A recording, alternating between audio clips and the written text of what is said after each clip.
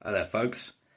Uh, so, my motorcycle's broken and I'm currently without work. So, I'm broke and my bike is broke, which means I can't get anywhere and I can't afford to get there anyway.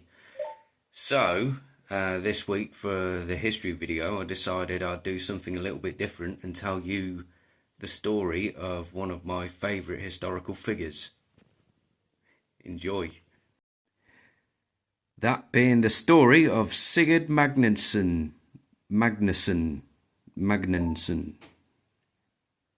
King Sigurd of Norway, the Viking Crusader.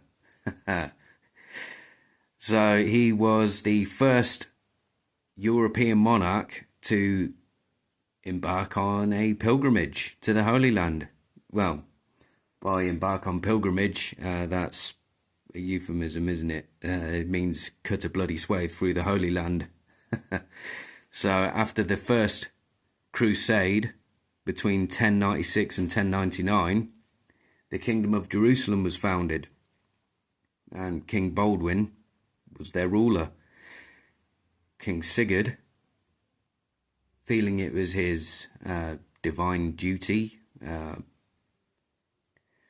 you know how religious people are, he decided to go on a pilgrimage, which turned into a rip-roaring adventure of, well, essentially getting the band back together for one last gig. See, the Viking Age had stopped by this point, but, well, not for Sigurd. Now, King Sigurd's father, Magnus, he was a Viking. He was the last Viking monarch to be killed in battle. He died over in Ireland, in Dublin. But he was part of the Hardrada dynasty, so Magnus and Sigurd, you know, when they were doing their father-son bonding, they'd raid across the North Sea. Quite successfully as well. Yeah. So, yeah, there they are, leaving Norway, and yeah, they attacked the Orkneys, they attacked Shetland, they attacked Ireland, Scotland. I mean, they're Vikings. Nowhere's off limits for them. Now, whilst Sigurd was no stranger to long voyages, mustering a fleet and raising an army to travel all the way to the Holy Land, that hadn't been done before. He assembled 60 ships and an army of 5,000 men. And in 1108, they departed Norway and made for the Holy Land. Now, by 1108, the Kingdom of England and Norway, they were on better terms than they were, say, 200 years previous, because, well, the raids into England had stopped by that point. So, Sigurd spent Christmas with King William II, I believe it was.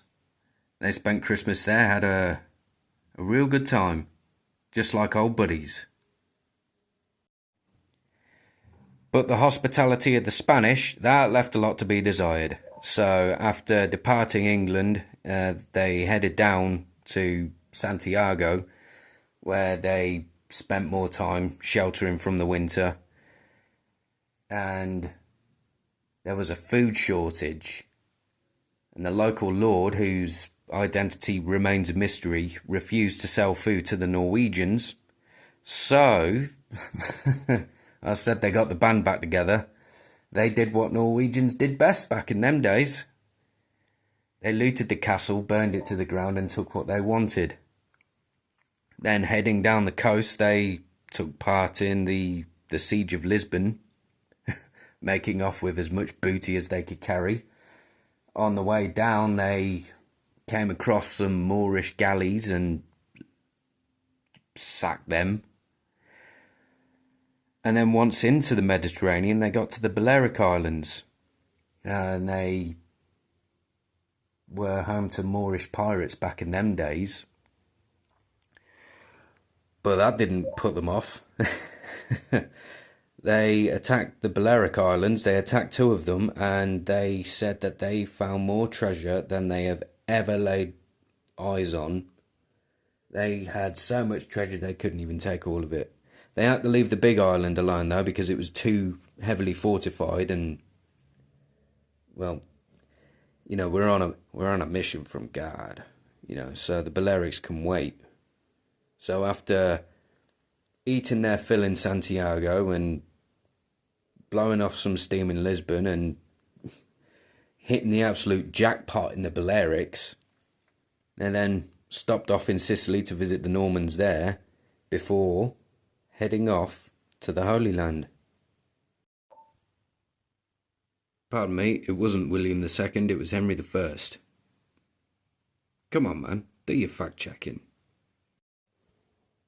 Also, could you imagine on the Viking ships, 60 Viking ships, and 5,000 bearded men, all shouting, all singing, "Oh, we're going to Ibiza," while the inhabitants of the islands are screaming, "Ah, no!"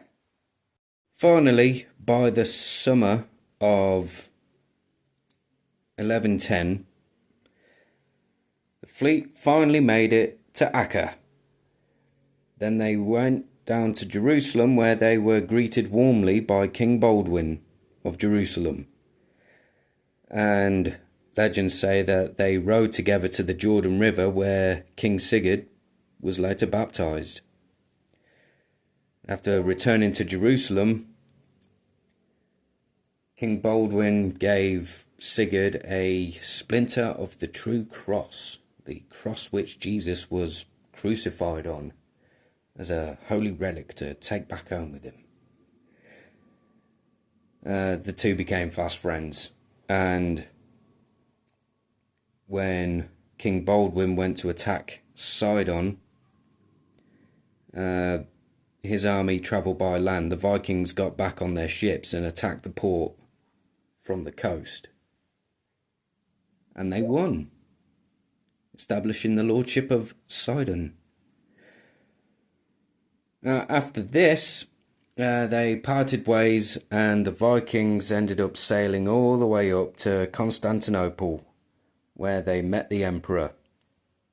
And the king gave the emperor his ships as a gift. And as a thank you for that, the emperor gave him horses enough for the journey back home to Norway. It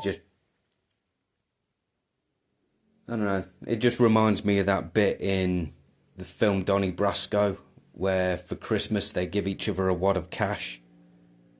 So Johnny Depp gives Al Pacino, $500, and then, "Oh, thank you, buddy. Here you go, Merry Christmas." Al Pacino gives him $500.